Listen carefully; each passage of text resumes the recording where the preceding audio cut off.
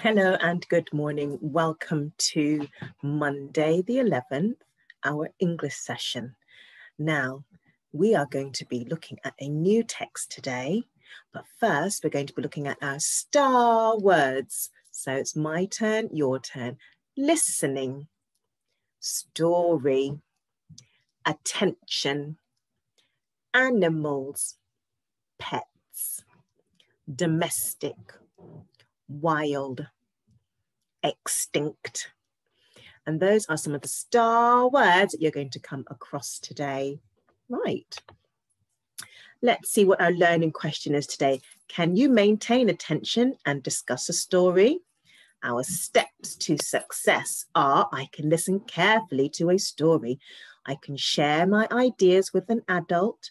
I can speak clearly and confidently and in full sentences. Because we really have been practicing that a lot. So making sure that we are always answering in full sentences. So our new topic this half term is paws, claws, and whiskers. Now I've got some animals here on our screen.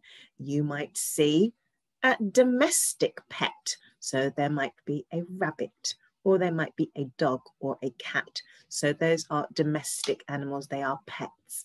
But there might be other animals that are more exotic. So they live in different countries. So they are wild animals. Oh, look what we have here. So looks like we've got the mane of a lion as well. Can you think of any other wild animals? Think of animals that have paws, claws, and whiskers. What animals can you think of? And are they domestic? Are they pets? Or are they wild animals? So pause for a moment. And we're going to think, pair, share. So we do a lot of that at school. So we always turn to our talk partner. In this case, you can turn to somebody at home and have a little bit of a discussion about animals that you can think of with paws or claws or whiskers. And you might have noticed actually that a lot of our learning is linked to paws, claws or whiskers. So if you think of art, if you think of science, so a lot of things are linked. So we teach in a cross-curricular way. So we link our learning so that it makes sense and it's consistent and lots of fun when you are learning about new things. Do you have a pet?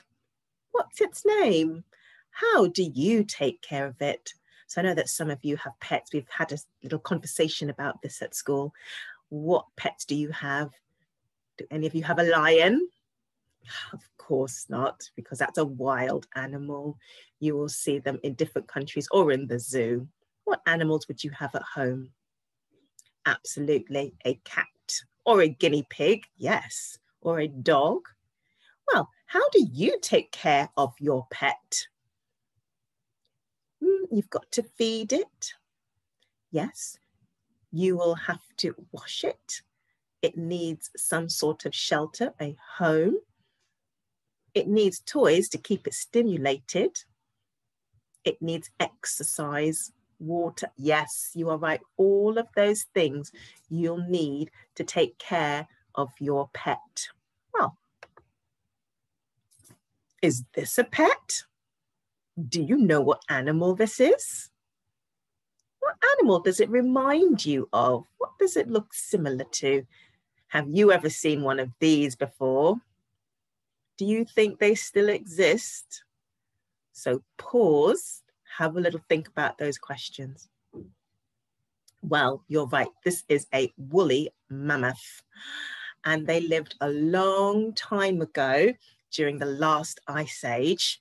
And yes, you're right. It does remind me of an elephant as well. So it's about the same size as an African elephant. It has tusks. Yes, it's got shaggy fur as well. Do you think they still exist? No, they died out a long time ago. They are extinct. So that's one of our star words today, extinct. So our text of the week is how to wash a woolly mammoth. by Michelle Robinson and Kate Hindley. So today you're going to go into your timetable. Let's have a look at today's timetable. You're going to go down to English. Is Mrs. Cohen past it? Phonics, there we go, English. You're going to right click and then open up the story so that you can read the story of how to wash a woolly mammoth.